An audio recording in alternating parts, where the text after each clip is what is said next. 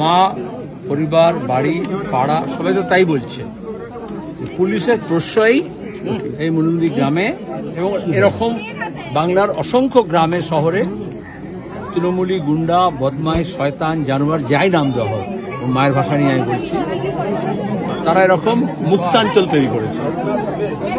পঞ্চায়েত নির্বাচনের সময় এরা হুমকি দিয়েছিল, বোমাবাজি করেছিল, পুলিশ কোনো ব্যবস্থা নেয়নি। ভোট চলাকালীন যেমনটা বললেন, নির্দিষ্ট অভিযোগ করা হয়েছিল, ইলেকশন কমিশনও দায়ী, রিটার্নিং অফিসারও দায়ী, পুলিশ প্রশাসনও দায়ী, সাধারণ প্রশাসনও দায়ী। তারা ইচ্ছে করে কোনো ব্যবস্থা নেয়নি। এবং নির্বাচনে যখন গণনা চলছে তার মধ্যে বিষয় মিছিলে কি আছে?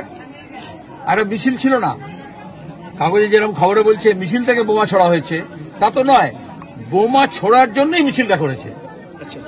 এখানে যা দেখলাম আমরা এই গ্রামে এসে, পাড়ায় এসে, এখানে তো মিছিল আসার কথা নয়। এটাকে মিছিলের কোনো রুট হতে পারে?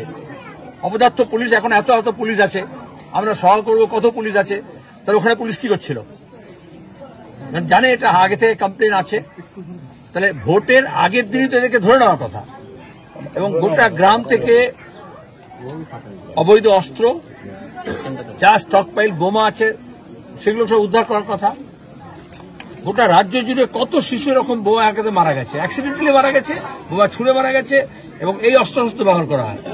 তাহলে পুলিশকে ব্যবহার করে, এই অস্ত্রকে ব্যবহার করে, এই গুন্ডাকে ব্যবহার করে এরা ভোট জিতবার চেষ্টা করছে। তাহলে পুলিশ, তৃণমূলের গুন্ডা, খুনি আর বোমা, অস্ত্র, এগুলো সব এক লাইনে দাঁড়িয়ে গেছে, কেউ আলাদা নয়। এই জন্য আমরা বাড়ি থেকে এফআইআর করা হয়েছে। আমরা প্রথম দিন থানায় গিয়েছিল, মীনাক্ষীরা গিয়েছিল, তারা বলা হয়েছে, আমরা বলেছি অপরাধীকে শাস্তি দিতে হবে এবং উদাহরণস্বরূপ শাস্তি দিতে হবে। সব অপরাধীকে গ্রেপ্তার করতে হবে, একটা দুটো করে ধরা পড়ছে। তাদেরকে যে যেমনটা পুলিশ করে সেরকম ছানবিন করে, ট্রিটমেন্ট করে সব নাম উদ্ধার করতে হবে। কিন্তু এখনো এই কদিন হয়ে গেল, এখনো স্যানিটাইজ করা হয়নি গোটা গ্রামকে। আপনি এখানে যে আছেন, যে বোমা ফাটবে না তার গ্যারান্টি কি আছে? তাহলে সব বোমা উদ্ধার করা হলো না। মা বলছে 2 বস্তা ধরে বোমা নিয়ে আসছিল, তো কয়েকটা বোমা ফাটলো, বাকি পুলিশ তো ততগুলো বোমা উদ্ধার করলো না যেটা নিয়ে এসছিল, যেটা ঘরে মাঠে আছে। আর তৃণমূলের জানোয়ারদের শিক্ষা হয় না? কত তৃণমূলের নেতা মারা গেছেন, কর্মী মারা গেছে বোমা বাঁধতে গিয়ে আর বোমা স্টকে রাখতে গিয়ে নিজের বাড়িতে। আমরা চাই সব অস্ত্র উদ্ধার হোক, সব অপরাধী ধরা পড়ুক, তাদের উদাহরণস্বরূপ শাস্তি হোক, এবং এই গোটা এলাকাটাকে স্যানিটাইজ করা হোক, যাতে অবৈধ অস্ত্র এবং অবৈধ বোমা কেউ যাতে রাখার সাহস না। এই পুলিশের তদন্তের উপর আশ্বাস আছে? এখন তো পুলিশ ধরছে, পুলিশের মানুষের আস্থা রাখতে হয়। কোনো পুলিশ নয়, এ পুলিশ ও পুলিশ, এ রাজ্যের ও রাজ্যের, রাজ্যের কেন্দ্রের পুলিশ পুলিশ। আমি জাত ধরেই বলতে পারি, পুলিশের জাতটাই এরকম দলদাস হয়ে যায়। আজকে তৃণমূলের বুথ সভাপতি গ্রেপ্তার হয়েছে, এই যে যার নামে অভিযোগ করছেন তার কিন্তু অঞ্চল সভাপতি, ব্লক সভাপতি, জেলা সভাপতি, গোটা দেশের সভাপতি, রাজ্যের সভাপতি কম আছে? ওদের তৃণমূল এরকম পদ অনেককে দিয়ে দেয়, আর তারা তো সব একটা বিপদ তৈরি করে। ল কলেজে দেখলে না দক্ষিণ কলকাতায় কে ধর্ষণ কে করলো? যাকে অভিষেক মমতার দায়িত্ব দিয়েছে ওই কলেজ পরিচালনা করার, সে ছাত্রনেতাও, সে আধিকারিকও, সে কর্মচারীও, সে আইনজীবীও, সে আবার পরিচালক মন্ডলীও। এইভাবেই ক্ষমতা কেন্দ্রীভূত করেছে বলেই পিসি ভাইপো এরকম অসংখ্য গাওয়াল শেখ জন্মাচ্ছে পাড়ায় পাড়ায়, আর তাদেরকে মস্তান বানানো হচ্ছে। একদিকে ওবিসি খতম করে দিচ্ছে, আর এরা সব ওবিসি নস্য শেখ, তাদেরকে ক্রিমিনাল বানানো হচ্ছে, স্কুল কলেজগুলো বন্ধ করে দেওয়া হচ্ছে।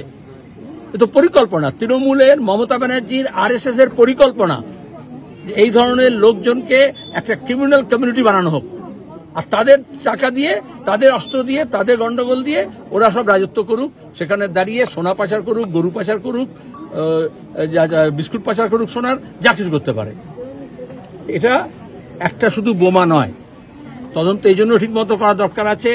একটা থেকে আর একটা বেরোবে, বোমা থেকে অস্ত্র, অস্ত্র থেকে খুনি, খুনি থেকে তার সাঙ্গপাঙ্গ, তার সাঙ্গপাঙ্গ থেকে কোথায় তারটা কার সঙ্গে জড়ানো আছে, সবটা বেরোবে। ওই জন্য আমরা পূর্ণাঙ্গ তদন্ত চাই।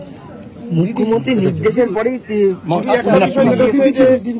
আপনাদের দলের তরফ থেকে বলা হচ্ছে, জোট প্রার্থী যাদের এজেন্টরা ছিলেন তারাও বলছেন যে ভোটের দিন অভিযোগ করা হয়েছিল এই 35-36 নম্বর বুথ থেকে, যে সেখানে বোমা অস্ত্র মজুদ আছে বলে। তখন তল্লাশি করে কিছু পাওয়া গেল না, কিন্তু গতকাল দেখা গেল 2 জন অভিযুক্তের বাড়ি থেকে অনেকগুলো বোমা পাওয়া গেল। পুলিশ যদি নিজের কাজ ঠিক করে করতো, আর ইলেকশন কমিশন যদি নিজের কাজ ঠিক করে করতো, পশ্চিমবঙ্গের কোনো ভোটেই পশ্চিমবঙ্গের এতগুলো প্রাণ যেত না। একটা উপনির্বাচনকে কেন্দ্র করে যদি একটা বাচ্চা মেয়ের প্রাণ চলে যায়, এর থেকে পরিষ্কার বোঝা যায় সরকার, ইলেকশন কমিশন এবং পুলিশ এরা তিনজন মিলে চায় যে ভোট নিজেদের খুশি মতো মানুষ যাতে না দিতে পারে এবং সরকারের বহাল তবিরতে নিজের চেয়ার যাতে তারা গুছিয়ে রাখতে পারে, আর তার জন্য কিছু গুন্ডাদেরকে রাস্তায় নামিয়ে দেওয়া হয়েছে। আজকে ওনার মা পরিষ্কার বলেছে, তামান্নার মা, যে তামান্নার রক্ত এই মাটিতে পড়েছে, এবারে মোলান্দি পরিষ্কার করতে হবে। আসলে মোলান্দি মানে শুধু মোলান্দি গ্রাম নয়, মোলান্দি মানে গোটা পশ্চিমবঙ্গ। যারা গুন্ডারাজ করে বেড়াচ্ছে তাদেরকে খতম করতে হবে, নইলে আজকে তামান্নার মা বুক পিটছে, কালকে কার মা বুক পিটবে? ওই তো একজনের মা গোটা রাজ্য গোটা দেশ বুক চাপড়ে চাপড়ে ঘুরে বেড়াচ্ছে, আরজি করের মা, আবার একটা তামান্নার মা, আবার একটা কলকাতা সাউথ ল কলেজের আরেকটা মা। তাহলে পশ্চিমবঙ্গের সব মাগুলো বুক চাপড়ে চাপড়ে ঘুরে বেড়াবে? এটা পশ্চিমবঙ্গের ভবিতব্য, এটা পশ্চিমবঙ্গের বর্তমান, এটা পশ্চিমবঙ্গের ভবিষ্যৎ হবে? পার্টির সম্পাদক আমাদের উনি পরিষ্কার বলেছেন যে এটার তদন্ত, পূর্ণাঙ্গ তদন্ত, কারা এর পিছনে আছে এবং এর পিছনে মোটিভ কি। চেয়ারকে আঁকড়ে রাখা, তাহলে চেয়ারকে আঁকড়ে রাখতে গেলে গুন্ডাদের হাত ধরে থাকতে হবে, আর পুলিশ গুন্ডাদের মাথায় ছাতা ধরবে, এ পশ্চিমবঙ্গে চলবে না। পরিষ্কার বলেছেন কারো উপরে ভরসা নেই, চলো বাকি জনসভা হবে, চলো জনসভা হবে।